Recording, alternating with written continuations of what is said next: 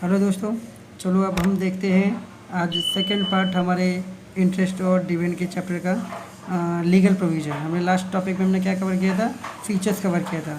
उसमें क्या क्या इंपॉर्टेंट चीज़ें थी वो भी बता दिया था आपको। अब आगे देखते हैं लीगल प्रोविजंस ऑन डिविडेंड, यानी कि गवर्नमेंट्स के कौन कौन से रूल्स हैं जो डिविडेंड को देने से पहले कंपनी को अप्लाई होता है। ठीक है, किस किस चीज़ को कंपनी को लेके चलना पड़ता है जब उसको डिविडेंड देना होता है। तो सबसे पहला लीगल प्रोविजन है सोर्स ऑफ डिविडेंड में। किस पे है? सोर्स ऑफ यानी कि कंपनी के पास ऐसे कौन कौन से सोर्स होते हैं जिससे वो डिविडेंड दे सकता है। वो किसी और सोर्स को अप्लाई, मतलब कौन सा ऐसा पर्टिकुलर सोर्स है जिससे वो डिविडेंड को दे सकता है, मतलब पैसा ब्याज जो है, इंटरेस्ट जो है शेयर होल्डर को दे सकता है, दूसरा कोई सोर्स अप्लाई नहीं कर सकता। ठीक है, तो वो देखेंगे हम लोग। चलिए देखते हैं क्या लिखा है। कंपनी मे डिक्लेयर एंड पे dividend for any financial year out of the following. Company जो है डिक्लेयर कर सकती है और डिविडेंड पे भी कर सकती है किसी भी फाइनेंशियल ईयर में, किसी भी फाइनेंशियल ईयर, लेकिन किस में से वो बताया है यहाँ पे, आउट ऑफ द फॉलोइंग। यानी कि पहला लिखा है करंट प्रॉफिट। क्या लिखा है? Current profit. यानी कि कंपनी को इस साल जो प्रॉफिट हुआ है उस प्रॉफिट में अगर पैसा बच रहा है, ठीक है, बच रहा है तो दे सकती है। जैसे part of the profit that year arrived at, यानी कि प्रॉफिट का वो हिस्सा जो इस बार आया है कंपनी के पास में, क्या करके, after providing for depreciation and transfer to reserve. यानी कि पहले सारे कर्जे तो चुकता कर दिए जो उधारी देना था, उसके बाद में कंपनी क्या करती है, जो जितनी उनकी एसेट की वैल्यू डिक्रीज हुई होगी, क्या हुई होगी, डिक्रीज, यानी कि डेप्रिशिएट होगी, उसका जो वैल्यू बनता है उसको भी अलग से रख देती है। क्योंकि भैया कल के नया लेना पड़ेगा तो पैसा कहाँ से आएगा, है ना। हाँ, तो नया जब एसेट वाला लेना पड़ेगा, जैसे कोई मशीन ख़राब हो रही है तो नया लेना पड़ेगा ना, तो इसलिए तुरंत थोड़ी ना पैसा आएगा, तो उसको हर साल जो है निकाल के रखती है, कितना डेप्रिशिएट हुआ उसका वैल्यू निकाल के अलग से रख देती है। और कुछ पैसा रिजर्व में रखती, कुछ पैसा रिजर्व में, हाँ रिजर्व में रखने के बाद वही बोला था ना आप लोगों की, कंपनी सारा खर्चा लेन देन करने के बाद, जितना कुछ भी है सब लेन देन करने के बाद जो पैसा बचता है उस पैसे से ही कंपनी डिविडेंड देती है। ठीक है, तो इसलिए कहा गया है कि करंट प्रॉफिट में, यानी कि प्रॉफिट ऑफ द ईयर में, यानी कि जिस साल का प्रॉफिट है उस साल के प्रॉफिट में डेप्रिसिएशन की वैल्यू को जो होता है उसको निकाल के और ट्रांसफ़र टू रिजर्व करके जो पैसा बचता है उसमें से देती है। पहला प्रोविज़न है ये। ठीक है, कंपनी को ये सोर्स अपनाना पड़ता है डिविडेंड देने के लिए। दूसरा क्या है, out of profit of the company of any previous financial year after providing for depreciation. ठीक है, आउट ऑफ प्रॉफिट का वो हिस्सा जो प्रीवियस ईयर का था, क्या था, प्रीवियस फाइनेंशियल ईयर का, लेकिन उस प्रीवियस फाइनेंशियल ईयर में जो प्रॉफिट का पैसा बचा था वो कैसे, कब बचा था, डेप्रिसिएशन का वैल्यू हटाने के बाद, डेप्रिसिएशन की वैल्यू हटाने के बाद। हाँ, मतलब लास्ट ईयर समझो प्रॉफिट हुआ, ठीक है, तो लास्ट ईयर कंपनी डिक्लेयर नहीं किया डिविडेंड, पैसा बचा था उसके पास में, अब इस साल सोच रही है देने के लिए डिविडेंड, तो क्या करेगी, पिछले साल का जो प्रॉफिट का पैसा था उसमें से क्या करेगी, जो डेप्रिशिएट हुआ था लास्ट ईयर का वैल्यू, एसेट की जितनी वैल्यू डिप्रिशिएट होगी, जितना रुपये का रकम बना होगा डिप्रिशिएट का, हाँ, यानी कि वैल्यू कम हुई होगी, उतना पैसा क्या करेगी, अलग से निकाल लेगी। उसके बाद जो पिछले साल का प्रॉफिट बचता है उसमें से दे सकती है। ठीक है, तीसरा क्या बोला है, मनी प्रोवाइडेड बाय सेंट्रल या स्टेट गवर्नमेंट टू पे डिविडेंड। अगर समझो कंपनी को प्रॉफिट नहीं हो पा रहा है और कंपनी ने जो है सोचा कि भाई पब्लिक को देना चाहिए डिविडेंड, नहीं तो पब्लिक का विश्वास कैसे बनेगा, तो पब्लिक क्या करती है, गवर्नमेंट से हेल्प लेती है। तो सेंट्रल गवर्नमेंट या स्टेट गवर्नमेंट भी क्या करती है, इसमें हेल्प करती है। तो जो पैसा गवर्नमेंट उसको डिविडेंड के लिए देगी वो पैसा सिर्फ डिविडेंड में ही इस्तेमाल होना चाहिए। ठीक है, दूसरे में यूज़ नहीं होना चाहिए। आई बात समझ में? तो ये पहला सोर्स है, क्या है, पहला सोर्स बोला गया है कि ये सोर्स को यूज़ करके ही कंपनी पैसा दे सकती है डिविडेंड के रूप में। तो इसमें तीन बातें आ गई। एक करंट प्रॉफिट का मतलब होता है कि ये जैसे ये पर्टिकुलर ईयर चल रहा है, इस पर्टिकुलर ईयर में कितना प्रॉफिट हुआ है, ठीक है, और प्रॉफिट में से सारा खर्चा निकाल दिया, यानी कि डेप्रिशिएट की वैल्यू भी निकाल दी और रिजर्व का पैसा भी निकाल दी, अब कितना पैसा बचा। उसके बाद पिछले साल जो प्रॉफिट हुआ था उस प्रॉफिट में से जो पैसा हमने रखा है, ठीक है, बांटा नहीं था ना, पैसा रखा ही है, डिक्लेयर किया नहीं था डिविडेंड, और वो प्रॉफिट का पैसा पड़ा हुआ है, तो उसमें से जो डेप्रिसिएशन की वैल्यू होती है उसको निकालने के बाद जो पैसा था वो पैसे को भी इस साल में डिविडेंड में यूज़ कर लेंगे। ठीक है, और अगर सेंट्रल स्टेट गवर्नमेंट से हेल्प मांगी गई है तो वो दे रही है, तो वो भी पैसा डिविडेंड में यूज़ होता है। ये पहला सोर्स है, क्या है, हाँ, पहला सोर्स है डिविडेंड को पे करने का लीगली कंपनी के लिए। ठीक है, कंपनी रास्ता अपना सकती है डिविडेंड देने के लिए। ठीक है, दूसरा रास्ता क्या अपना सकती है company, dividend can be paid out of capital profit. क्या है, paid up out of capital profit. Out of capital profit. Capital profit का मतलब क्या होता है? कैपिटल यानी कि पूंजी वाला, ठीक है, पूंजी वाला प्रॉफिट। क्या? पूंजी वाला अरे profit। हमने जो पूंजी लगाई है उसका भी तो कुछ हिस्सा होना चाहिए प्रॉफिट का।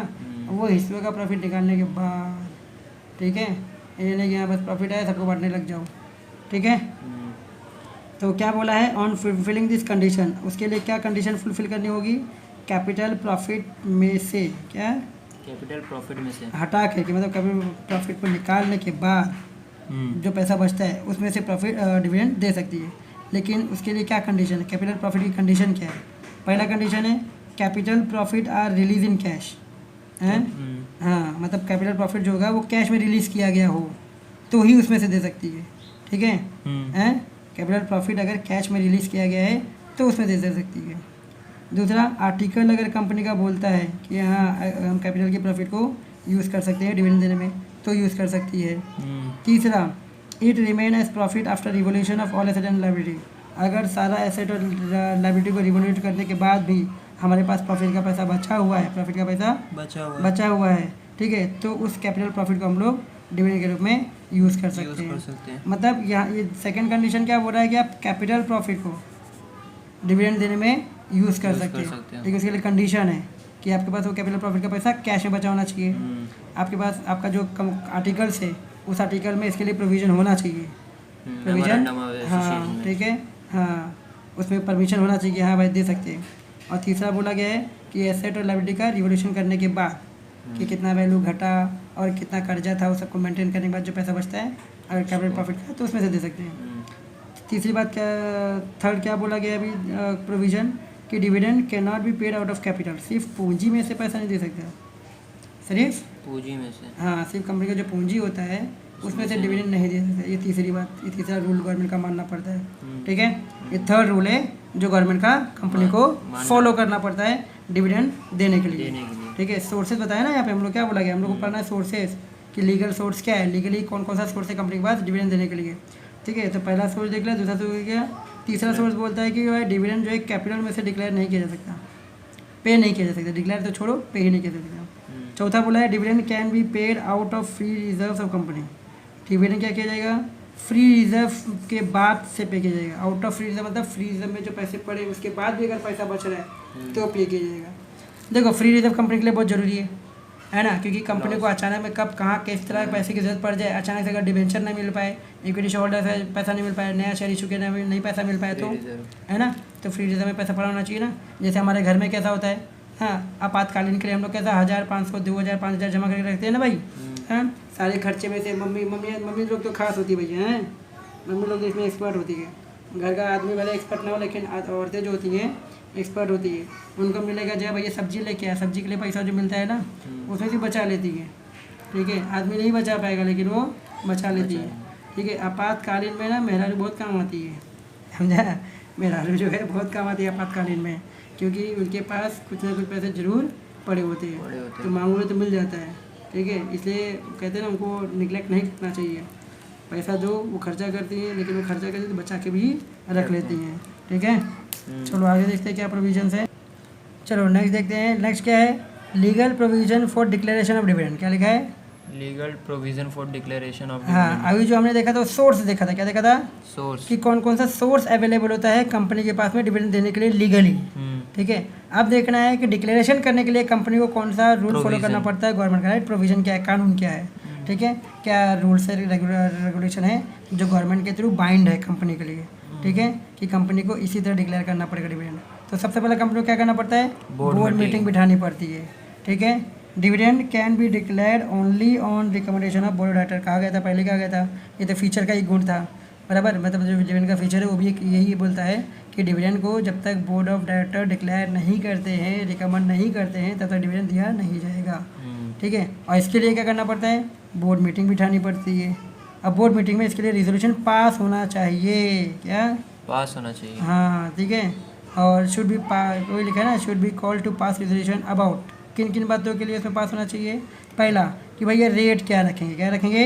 रेट, हाँ, रेटवा क्या होगा, ठीक है, जो डिविडेंड पे करना है उसका रेटवा क्या रखा जाएगा, टक्का क्या रखा जाएगा, मतलब ठीक है 2 टक्का, 2.5 टक्का, 1 टक्का, 1.5 टक्का, 5 टक्का, जो भी रहेगा। और उसके लिए कितना पैसा लगेगा, कितना अमाउंट हाँ an amount to of dividend to be Paid. Paid, कितना पैसा लगेगा, मतलब कंपनी ने जितना टक्का बनाया है पर शेयर पे देने के लिए, पर शेयर शेयर पे देने के लिए जितना टक्का बनाया है उसके हिसाब से कितना पैसा पूरा शेयर होल्डर को डिविडेंड बांटने में लग जाएगा, वो पैसा और रेट दोनों डिक्लेयर करना पड़ता है, दोनों रिजोल्यूशन पास करना पड़ता है मीटिंग में। दूसरा क्या पास करना पड़ता है, book closure date for dividend, यानी कि डिविडेंड का सारा काम धाम जो है कब ख़त्म हो जाना चाहिए। जैसे कहा जाता है कि आज कंपनी ने डिक्लेयर किया है तो आज के बाद कितने दिन में, 2 महीना 3 महीना, ठीक है, इसका भी प्रोविजंस है। नॉर्मली 2 महीना होता है, कितना होता है 2 महीने 60 दिन, ठीक है, 60 दिन में सारा सिस्टम खत्म कर देना पड़ता है, ठीक है। तीसरा क्या बात का पास करना पड़ता है कि date of annual general meeting, annual general की मीटिंग की डेट क्या होगी, क्योंकि उसमें शेयर होल्डर को बुलाया जाएगा, इसको शेयर होल्डर। हाँ ये तो बोर्ड मीटिंग है ना, ये तो बोर्ड अपना खुद के लिए सजेस्ट कर रहा है ना कि हमको क्या करना है क्या नहीं करना है। इसके बाद शेयर होल्डर से पूछना पड़ेगा ना, जब शेयर होल्डर बताएगा हाँ बोलेगा तभी डिक्लेयर करेगी, ठीक है। अगर शेयर होल्डर भी ना बोल दिया ना तो कैंसिल, क्योंकि मेन होता है एनुअल जनरल मीटिंग, क्या होता है एनुअल जनरल हाँ, ठीक है। लेकिन उसके पहले बोर्ड की एक मीटिंग हो जानी चाहिए, ठीक है। Real owners. हाँ क्योंकि रियल ओनर है ना शेयर होल्डर लोग, तो पहले उनसे पूछ लो उनको चाहिए क्या, दे दे क्या, ठीक है। एक्चुअली क्या होता है कुछ बातें और डिस्कस करते हैं, अगर उसमें शेयर होल्डर ने बोल दिया कि नहीं भैया पैसा रखो उस काम में लगा दो ताकि और प्रॉफिट हो जाए, तो कंपनी नहीं देगी डिविडेंड, है ना। लेकिन इसके लिए पहले शेयर होल्डर से पूछना पड़ता है। चौथा क्या बात पास करना पड़ता है, कौन सा बैंक सेलेक्ट करेंगे सेपरेट अकाउंट ओपन करने के लिए, जो सिर्फ किसके लिए होगा, डिविडेंड को पे करने के लिए होगा, समझा। ड्रीम। हाँ मतलब वो बैंक खाता किसके लिए होगा, खाली डिविडेंड पे करने के लिए होगा। उसमें जो पैसा पड़ा रहेगा उससे खाली शेयर होल्डर को डिविडेंड दिया जाएगा। एक बार देके ख़त्म हो गया तो अकाउंट क्लोज कर दिया जाता है, ठीक है। ये बोर्ड मीटिंग का प्रोविज़न हो गया। पहला डिक्लेरेशन डिविडेंड करने के लिए बोर्ड मीटिंग करना पड़ता है। बोर्ड मीटिंग में ये 4 बातें फाइनल करनी पड़ती है। अगर चारों बातों पे प्रोविज़न पास हो गया, मतलब रिजोल्यूशन पास हो गया, तो आगे बढ़ा जाता है। आगे क्या होता है, शेयर होल्डर का अप्रूवल लेना। क्या लेना, शेयर होल्डर। हाँ अरे भैया जब शेयर होल्डर से बोलेगा हाँ तभी तो होगा, जब शेयर होल्डर ना बोल देगा तो क्या होगा, तब तो कंपनी को मज़ा हो जाएगा। क्या हो जाएगा, मजा। हाँ ठीक है, बोले कि चल पैसा आ गया रख लेते। लेकिन ये ऐसा नहीं कि पैसा रख लेते, पैसों को इस्तेमाल करना पड़ेगा ढंग से, बताना पड़ेगा शेयर होल्डर को कि कहाँ यूज़ हो रहा है, ठीक है। ऐसे शेयर होल्डर थोड़ी बोलेगा कि हाँ मत दो चलेगा तुम यूज़ कर लो, ठीक है। चलो तो शेयर होल्डर की अप्रूवल में क्या क्या बात आनी चाहिए कि dividend is approve by share holder by passing ordinary resolution. क्या होना चाहिए, ऑर्डिनरी रेजोल्यूशन। हाँ यानी कि नॉर्मल वोट होना चाहिए, ठीक है। ऑर्डिनरी, उसमें ज़्यादा बहस तामझाम नहीं होना चाहिए, वोटिंग बाय पोल नहीं होना चाहिए, ठीक है। नॉर्मल, क्या नॉर्मल मतलब बाय हैंड, क्या बाय हैंड। वोटिंग 2 तरीके से होती है, शायद पता हो आपको या नहीं पता, I don't know, but voting हाँ बाय हैंड होता है और बाय पोल होता है।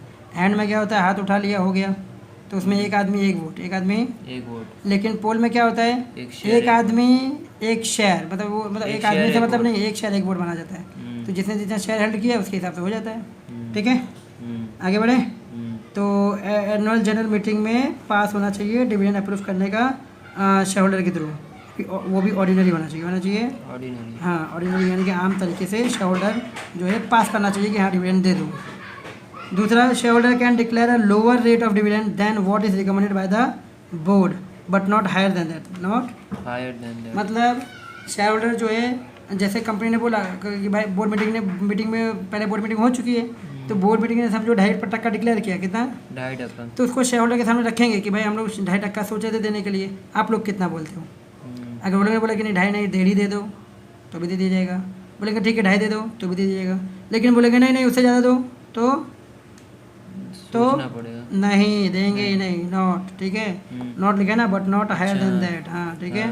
शेयर होल्डर कैन डिक्लेयर, वो लोग डिक्लेयर कर सकते हैं लोअर रेट, लेकिन वो भी कौन सा जो बोर्ड ने डिक्लेयर किया उससे लोअर रेट तो कर सकते हैं, लेकिन जो बोर्ड ने डिसाइड किया था मीटिंग में उससे ज़्यादा नहीं, ठीक है। ये दूसरी बात, बोर्ड में शेयर होल्डर की मीटिंग में अप्रूव होना चाहिए, यानी कि एनुअल जनरल मीटिंग में अप्रूव होना चाहिए। तीसरा है once the dividend is declare, एक बार डिविडेंड डिक्लेयर कर दिया जनरल मीटिंग में, किसमें, जनरल मीटिंग, इसको वापस नहीं ले जा सकता। यानी कि एनुअल जनरल मीटिंग में शेयर होल्डर की मीटिंग होने के बाद अगर डिक्लेयर कर दिया कंपनी ने कि डिविडेंड देंगे तो उसको वापस नहीं ले जा सकता, डिसीजन को वापस नहीं लिया जा सकता। अरे ससुरा बोलते ना भूखे शेर को चारा दिखाओ, क्या बोलते हैं इसको, भूखे शेर को क्या बोल सकते हैं भैया, क्या दिखा दिया, मांस दिखा दिया, और बोलेगा अभी नहीं मिलेगा बाद में मिलेगा, तो सब्र करेगा वो, झपट्टा मार के ससुर लेके चल जाएगा, देखते रह जाएगा मुँह ताकते हुए, कहाँ गया बराबर। तो company is not permitted to declare it second time in that year. दूसरा, कंपनी को ये भी परमिट नहीं है कि वो दूसरी बार डिविडेंड डिक्लेयर भी करे उसी साल में, एक ही साल में 2 बार। ठीक है, इसलिए एक बार जो डिक्लेयर कर दिया वो डिक्लेयर कर दिया। तो उस डिक्लेयर कर दिया मतलब उस डेट पे आपको देना ही है। ये नहीं कि फिर से मीटिंग रखो, उस डेट को कैंसिल करो, दूसरा डेट रखो, वो नहीं होना चाहिए। जो डिक्लेयर कर दिया वो डिक्लेयर कर दिया। हाँ, ठीक है। अब आते हैं तीसरी बात, ये बस समझ में आई। ठीक है, पहला डिक्लेरेशन था कि भाई पहले बोर्ड मीटिंग होना चाहिए। डिविडेंड डिक्लेयर करने के लिए सबसे पहला गवर्नमेंट का रूल क्या है कि भाई पहले आप लोग बोर्ड मीटिंग रखो। बोर्ड मीटिंग में अप्रूव होने के बाद आप शेयर होल्डर से पूछ लो, अगर उनका भी यहाँ है तो आगे स्टेप बढ़ेगा, सेपरेट बैंक अकाउंट ओपन करना है। किसका? Separate bank account. ठीक है, अब इस बैंक अकाउंट में क्या किया जाएगा? The company must deposit the dividend amount in separate bank account. बराबर, अलग से बैंक का खाता खोलेगी, उस खाते में डिविडेंड का कितना पैसा है, मतलब कितना पैसा डिविडेंड के रूप में देना है, वो उस खाते में डाल दिया जाएगा और वो बैंक शेड्यूल होना चाहिए। ठीक है, और उस खाते को कहा जाएगा डिविडेंड अकाउंट। क्या कहा जाएगा? Dividend account. और ये अकाउंट जो है, ध्यान रखना, ये क्वेश्चन एग्जाम में आ सकता है। ठीक है, ये अकाउंट जो है 5 दिन के अंदर खुल जाना चाहिए डिक्लेरेशन के बाद। कितना? डिक्लेरेशन के बाद 5 दिन। ठीक है, डिक्लेरेशन के बाद 5 दिन में खुल जाना चाहिए। आएगा समझ में? हाँ, इस बात का ज़्यादा ख्याल रखना पड़ता है। ठीक है, इस बार ये एग्ज़ाम में क्वेश्चन पूछ सकता है आपको, इसलिए बराबर ध्यान देना आप लोग इस चीज़ पे। ठीक है, चलो आगे देखें। अब इसके लिए क्या क्या करना पड़ता है? सबसे पहले कंपनी लिस्टेड होनी चाहिए। क्या होनी चाहिए? लिस्टेड। ठीक है, शेयर बाज़ार में, स्टॉक एक्सचेंज में आप लिस्ट होने चाहिए, दिखने चाहिए कि भाई आप कोई कंपनी हो। ठीक है, तो क्या लिखा है? Where a company share are listed on stock exchange, additional requirement with respect to listing agreement must be followed. मतलब जो कंपनी शेयर बाज़ार में लिस्ट है, ठीक है, दिखता है उसका शेयर, ठीक है, रोज़ खरीदना बेचना चालू है इस कंपनी का शेयर, तो कुछ रिक्वायरमेंट है मतलब कंपनी के लिए जो ज़रूरी होता है। ठीक है, टू लिस्टिंग एग्रीमेंट, हाँ, एग्रीमेंट करना पड़ता है लिस्ट करने के लिए, क्योंकि कंपनी क्या होती है, जब दिखाती है ना शेयर बाज़ार में शेयर हुआ, तो उसके साथ दिखाना पड़ता है कि भाई ये कंपनी जो है डिविडेंड डिक्लेयर करने जा रही है। इससे क्या होता है, कंपनी को फ़ायदा होता है। जब मालूम पड़ता है ना लोगों को कि कंपनी डिविडेंड डिक्लेयर कर रही है, तो बहुत लोग शेयर लेते हैं ना, हाँ, परचेज करते हैं, चलो हमको भी शेयर डिविडेंड मिल जाएगा। आई समझ में? इसके लिए। ठीक है, चलो तो देखते हैं अभी क्या क्या उसको नोटिफाई करना पड़ता है, बातें कौन कौन सी बतानी पड़ती है। क्योंकि कंपनी को जब कंपनी का शेयर वगैरह में लिस्ट हो रहा है, तो उसको वहाँ भी डिक्लेयर करना पड़ेगा कि मैं डिविडेंड डिक्लेयर कर रहा हूँ। ठीक है, तो पहला क्या करना पड़ता है? नोटिफाई स्टॉक एक्सचेंज को भी बताना पड़ता है कि भाई हम डिविडेंड डिक्लेयर कर रहे हैं। Where company securities are listed, जहाँ पे कंपनी की सिक्योरिटी लिस्ट की जा रही है कि भाई ये शेयर इतने का चल रहा है, वो शेयर उतने का चल रहा है, लिस्ट हो रहा है, पब्लिक देख रही है, तो वहाँ पे इसको भी नोटिफाई करना पड़ता है। ठीक है, कि डिविडेंड भी डिक्लेयर होने वाला है इस कंपनी का, वो भी कितना दिन? At least 2 days in advance of the date of meeting of the board. ठीक है, at which the recommendation of final dividend is to be considered. ठीक है, मतलब फाइनल डिविडेंड जब कंपनी डिक्लेयर करती है कि हम दे रहे हैं, तो वो मीटिंग होने के 2 दिन पहले शेयर बाजार में लिस्ट करवा देना चाहिए। यानी कि मतलब क्या हो गया, पहले बोर्ड मीटिंग हुई थी, डिक्लेयर हुआ था, फिर शेयर होल्डर की मीटिंग बुलाई गई थी, उसमें भी डिक्लेयर हो गया। अब बोर्ड का क्या होता है कि भाई हाँ अब हम दे देंगे, शेयर ने बोल दिया शेयर होल्डर लोग ने, तो अब तो देना ही देना है। तो वो जो हाँ वाली बात करने के लिए एक छोटी सी मीटिंग होती है फिर से बोर्ड ऑफ डायरेक्टर की, तो उसके 2 दिन पहले हाँ कंपनी को अपना डिविडेंड को लिस्टिंग करना चालू कर देना चाहिए। तो इस बात की जानकारी सेबी को दे देना चाहिए, ताकि सेबी क्या करे, नोटिफाई करवा दे। नोटिफाई मतलब शेयर बाजार में लिस्ट करवा दे। तो नोटिफाई करना मतलब है कि कंपनी को इसके बारे में शेयर बाजार को बताना चाहिए, सेबी को बताना चाहिए कि हमने डिविडेंड डिक्लेयर करने का बात किया है और डिविडेंड डिक्लेयर करने वाले हैं इतने तारीख को। वो चीज़ें बता दो ताकि सेबी जो है उसको हमारे शेयर बाजार में दिखा सके। ठीक है, दूसरा बात है intimate stock exchange immediately about declaration of dividend after the board meeting. अब बोर्ड मीटिंग होने के बाद तुरंत बता दो कि हाँ भाई हाँ हमें बात हो गई है। ठीक है, पहला बोर्ड मीटिंग किया तो उसके पहले नोटिफाई करना है। क्या करना है? नोटिफाई। हाँ, मतलब बोर्ड मीटिंग जब रखेंगे हम लोग, जो पहला पॉइंट हमने पढ़ा बोर्ड मीटिंग, तो बोर्ड मीटिंग जब रखा जाएगा तो उसके पहले 2 दिन पहले नोटिफाई कर दो। किसको? सेबी को, कि भैया हम लोग जो है डिविडेंड डिक्लेयर करने की बात सोच रहे हैं, तो इसके लिए 2 दिन बाद मीटिंग होने वाली है। इससे क्या होगा, सेबी को अलर्ट हो जाएगा कि ये कंपनी जो है डिविडेंड डिक्लेयर करने वाली है। तो लोग क्या करेंगे, हमारे शेयर को लिस्ट करते हुए उसमें थोड़ा ब्लिंकिंग लाइन अलग से दिखा देंगे, भाई डिविडेंड में भी डिक्लेयर में भी, हाँ ऐसा कुछ करके शो कर सकते हैं। फिर जब बोर्ड मीटिंग हो जाएगी और उसमें पास हो जाएगी कि हाँ डिक्लेयर करने वाले हैं, तो उसको बता देना तुरंत स्टॉक एक्सचेंज को कि भाई हमने हाँ में बात कर लिया है, मतलब कंपनी का हाँ में बात हो गया, रिजोल्यूशन पास हो गया कि डिक्लेयर करना है, डिक्लेयर करना है, ठीक है। उसके बाद give notice to bank closure to the stock exchange at least 7 day working day before the closure. Bank book closure यानी कि स्टॉक एक्सचेंज को नोटिस दो कि भाई अब हम लोग का बुक क्लोजर होने वाला है, क्या होने वाला है, यानी कि डिविडेंड देने का जो टाइम है वो खत्म होने वाला है। डिविडेंड डिक्लेयर कर दिया, तो डिक्लेयर किया तो भाई आ गया ना कि मतलब लिस्ट में आ जाएगा कि भाई डिविडेंड ये कंपनी डिविडेंड दे रही है, ठीक है। तो उन लोग को नोटिस दे देना 7 दिन पहले कि किस दिन वो डेट को ख़त्म करना है, किस दिन वो नोटिफिकेशन बंद कर देना है, ठीक है। जो शेयर के साथ लिस्ट किया जा रहा है, शेयर तो लिस्ट ही हो रहा है, साथ में ये भी लिस्ट हो रहा है कि डिविडेंड डिक्लेयर करने वाला है, तो उसको उस लिस्टिंग को हटाना है, ठीक है। तो सेबी को यानी कि स्टॉक एक्सचेंज को 7 दिन पहले बता देना चाहिए कि भाई हम लोग अब देने का टाइम बंद होने वाला है, ठीक है। आगे close the register of member and transfer register, फिर रजिस्टर ऑफ मेंबर और ट्रांसफ़र रजिस्टर दोनों कैंसिल कर देना है, बंद कर देना है, मतलब सबका डिविडेंड देके हो गया है, तो जो डेट रखा गया था वो डेट के बाद बंद कर देना है। अब जिसको नहीं मिला है वो बाद में देखा जाएगा, जिसको मिल गया, क्योंकि जो आया उसको मिल गया, जो नहीं आया तो नहीं मिला है, तो क्या करेंगे उसको हम लोग, बराबर, ठीक है। तो रजिस्टर ऑफ मेंबर और ट्रांसफ़र रजिस्टर सब बुक बंद कर देने, यानी कि पूरा काम खत्म हो गया। 5वां, it must use electronic mode पे such as electronic clearing service, ECS वाला सर्विस या national electronic fund transfer approve by the Reserve Bank of India. आज रिजर्व RBI ने क्या बोला है कि आपको जो डिविडेंड है वो ऑनलाइन ही पे करना है, अभी कैश में देना नहीं है। वो वारंट वाला सिस्टम नहीं होगा कि भाई टिकट लेके जाओ और डिविडेंड लेके आओ कैश में, वैसा नहीं है, सीधा ऑनलाइन अपने खाते में आ जाएगा, ठीक है। वो सिस्टम अप्लाई करना है, ठीक है, कंपनी को, है। ये हो गया 5वां चीज़ें जो अलग सेपरेट अकाउंट ओपन करते वक्त कंपनी को फॉलो करना होता है, ठीक है। लास्ट है listed company has to express the dividend on per share basis only. जो कंपनी अपने आप को लिस्ट करती है लिस्ट शेयर बाजार में लिस्ट करती है, उसको क्या करना पड़ता है, अपना डिविडेंड पर शेयर के हिसाब से लिस्ट करना पड़ता है कि पर शेयर पे कितना डिविडेंड दे रही है। जैसे बोलते हैं ना कि पर शेयर पे 2.5% मिल रहा है, ठीक है, फेस वैल्यू पे इतने फेस वैल्यू पे इतना टक्का डिविडेंड दिया जा रहा है, ठीक है। 10th में हम लोग साइंस भी किए हैं इस बारे में, ठीक है। चलो आगे देखते हैं हम लोग, चलो समझ में आ गई। अब आगे देखते हैं हम लोग, आगे क्या बोला है, प्रोहिबिशन ऑफ पेमेंट डिविडेंड, यानी कि कंपनी को कब रोक लगाया जाता है डिविडेंड पे करने से, डिविडेंड पे करने से कब रोक लगा दिया जाता है, ठीक है। तो पहला कंडीशन क्या है कि company which has failed to repay deposit और any interest on deposit can not declare any dividend on equity share. सीधी सी बात है, पहले ही बता दिया गया था, अरे भैया जब कंपनी को जो उधारी का पैसा देना है और या तो ब्याज देना है वो दिया ही नहीं है और तुम चल रहे हो डिविडेंड डिक्लेयर करने के लिए इक्विटी शेयर को, हैं, ये तो गलत बात हो गई, क्योंकि प्रोविजन ही नहीं बोलता ऐसा, है ना, समझे।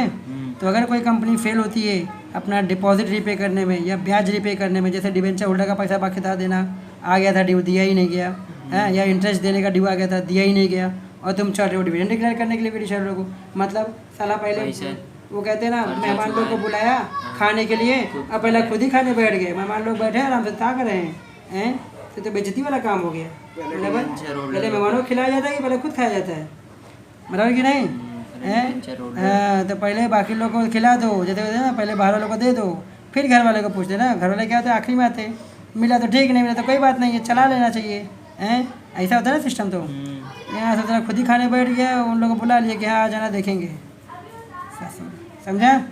तो अगर फेल हो गई तो कंपनी को ये प्रोहिबिट करना पड़ता है डिविडेंड देने के लिए, गवर्नमेंट प्रोहिबिट कर देती है, रोक देती है। दूसरा कौन सा बात हो जाता है, no dividend can be declared if company has defaulted on, company को डिविडेंड डिक्लेयर करने का परमिशन नहीं मिलेगा अगर कंपनी डिफ़ॉल्ट में हो जाएगी। किस चीज़ के डिफ़ॉल्ट में, किस चीज़ के डिफ़ॉल्ट में आ जाएगी कि भाई आपने रिडेम्पशन नहीं किया डिवेंचर का, यानी कि डिवेंचर का जो पैसा वापस करना था, ड्यू आ गया, उसको आपने वापस नहीं किया, या ब्याज भरना था ब्याजवा नहीं भरा, या प्रेफरेंस शेयर का रिडेम्पशन आ गया था वो भी नहीं किया, मतलब प्रेफरेंस शेयर वाले को पैसा देना था, ड्यू आ गया था, पैसा दे ड्यू आ गया था, इंटरेस्ट नहीं पैसा, डिविडेंड तो था ही, डिविडेंड अलग बात हो गया, डिविडेंड पे करना अलग हो गया, जो पैसा रिटर्न करना जैसे होता है ना 4-5 साल का ड्यू होता है भाई, 4-5 साल के बाद पैसा भी वापस करना पड़ता है। इक्विटी शेयर ही ऐसा है जिसका पैसा कभी वापस नहीं होता है, बाकी सबका वापस होता है, ठीक है। तो पैसा वापस करना है, रिडेम्पशन करना है, लेकिन कंपनी ने किया ही नहीं है, ठीक है। रिडेम्पशन का मतलब ये हो गया कि भाई प्रेफरेंस शेयर वालों को पैसा दे दो, 5 साल पूरा हो गया है, ठीक है, सपोज करो एग्जांपल करो कि 5 साल पूरा हो गया, 5 साल के लिए शेयर प्रेफरेंस शेयर लिया गया था तो पूरा हो गया, तो उसके बाद पैसा वापस करना है ना, हाँ ठीक है। तो पैसा वापस नहीं किया गया है। अब payment of interest to financial institution, financial institution यानी कि पैसे वाली संस्था, इस संस्था से बहुत सारा कर्ज लिया गया था, उस कर्ज का भी ब्याज नहीं भरा गया है। ससुर कुछ भरा हो रहा है नहीं, सीधा चल रहा है डिविडेंड पे करने के लिए। तो इक्विटी शेयर लोगों है, मतलब बाराती आके बाहर खड़ा हुआ है, घरवाती खाना खा रहे हैं, मतलब बाराती की तो पूरी बेइज्जती कर दी है, ठीक है। तो खाने के लिए बेइज्जती बुलाया है, साला खाने के लिए बुलाया, ऊपर से सामने खा के दिखा रहे कि हम खा रहे, तुम खड़े होकर ताको। ससुर तुम्हारे को ताकने के लिए आए हम लोग, ठीक है। ये सिस्टम नहीं होना चाहिए, क्लियर, समझे। तो ये दो चीज़ें जिस पे कंपनी को रोक लग जाता है, अगर ये दो चीज़ें पूरी नहीं हुई है, कंडीशन पूरा नहीं हुआ है, तो कंपनी को रोक लग जाता है कि वो डिविडेंड पे नहीं कर सकती है, ठीक है। चलो दोस्तों, इसके आगे की वीडियो हम लोग आगे शेयर करेंगे। यहाँ तक कि अगर टॉपिक को समझ गई हो आपको तो प्लीज़ अच्छे से लर्न कीजिएगा, ये एग्ज़ाम के लिए बहुत इंपॉर्टेंट क्वेश्चन हैं इसमें, ठीक है। अगर अच्छा लगे वीडियो तो प्लीज़ आगे बढ़ा दीजिए, जाके ज़रूरतमंद लोग इसको देख सकें। ऐसे बच्चे जो फीस नहीं पे कर सकते हैं बेचारे, उनका पास एक ही मीडियम है ऑनलाइन वाला, वो भी बेचारे कहाँ से पता नहीं वाईफाई लेकर के देखते हैं, मोबाइल पा जाते हैं तो कहीं देख लेते हैं। तो ऐसे बच्चों लोग को मिल जाए वीडियो, तो ऐसे लोगों को प्लीज़ शेयर कर दीजिए ताकि उनकी मदद हो जाए। ओके, जय हिंद दोस्तों।